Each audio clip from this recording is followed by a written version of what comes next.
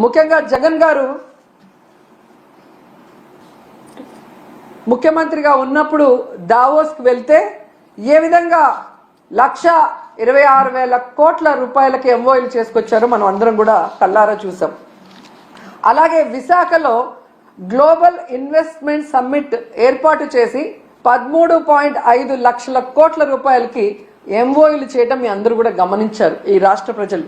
ఎందుకు ఇది చెప్తున్నానంటే ఈ నెలలో సాక్షాత్తు ప్రధానమంత్రి గారు శంకుస్థాపన చేసిన 1,85,000 కోట్ల గ్రీన్ ఎనర్జీ ప్రాజెక్ట్ని ఆ రోజు విశాఖ గ్లోబల్ సమ్మిట్లో జగనన్న తీసుకువచ్చిన విషయం ఈ రాష్ట్ర ప్రజలకు ఇంకా గుర్తుందని నేను అనుకుంటున్నా.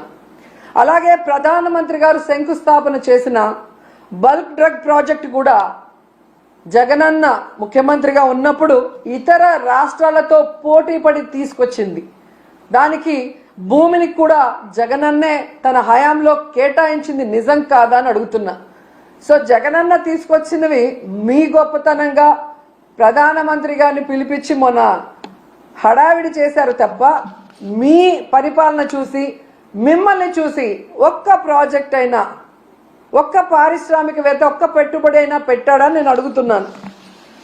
జగనన్న విశాఖలో గ్లోబల్ ఇన్వెస్ట్మెంట్ సమ్మిట్ పెడితే అదాని వచ్చారు, అంబానీ వచ్చారు, జిందాల్ గారు వచ్చారు. అది జగనన్న క్రెడిబిలిటీ, ఆయన సుపరిపాలన, ఆయన పారదర్శకమైన పరిపాలన, ఆయన ఫ్రెండ్లీ నేచర్ పారిశ్రామికవేత్తలతో, అలాగే ఈజ్ ఆఫ్ డూయింగ్తో ఏ విధంగా పారిశ్రామికవేత్తలకి అందుబాటులోకి అన్ని తీసుకొచ్చారో అందుకే వాళ్ళందరూ రావటం జరిగింది. కానీ మీరు మీ హయాంలో ఒక్కరంటే ఒక్కరు రావటానికి భయపడుతున్నారు అంటే దానికి కారణం మీ అరాచక రెడ్ బుక్ పాలన కాదా అని నేను అడుగుతున్నాను. ఈరోజు ఇన్ని మాట్లాడి వెళ్ళిన మీకు ఉత్త చేతులతో తిరిగి రావడానికి సిగ్గు లేదా అని అడుగుతున్నాను. ఏ మొహం పెట్టుకొని ప్రజలకు ఏం చెప్పాలనుకుంటున్నారు? మీకేం కొత్త కాదులేండి.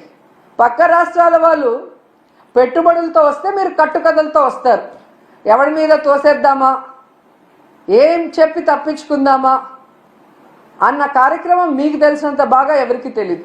దీనికోసం కాదు మీకు ఓట్లేసింది, మీకు అధికారం ఇచ్చింది, మీకు పదవులు ఇచ్చింది. ఇప్పటికైనా ఈ రెడ్ బుక్ అరాచక పాలనని మానేసి ప్రజలకి మీరు ఏదైతే ప్రామిస్ చేశారో ఆ ప్రామిస్ని ఫుల్ఫిల్ చేస్తూ ఈ రాష్ట్ర పరువుని కాపాడమని చంద్రబాబు నాయుడుకి, లోకేష్కి, పవన్ కళ్యాణ్కి తెలియజేసుకుంటున్నాం.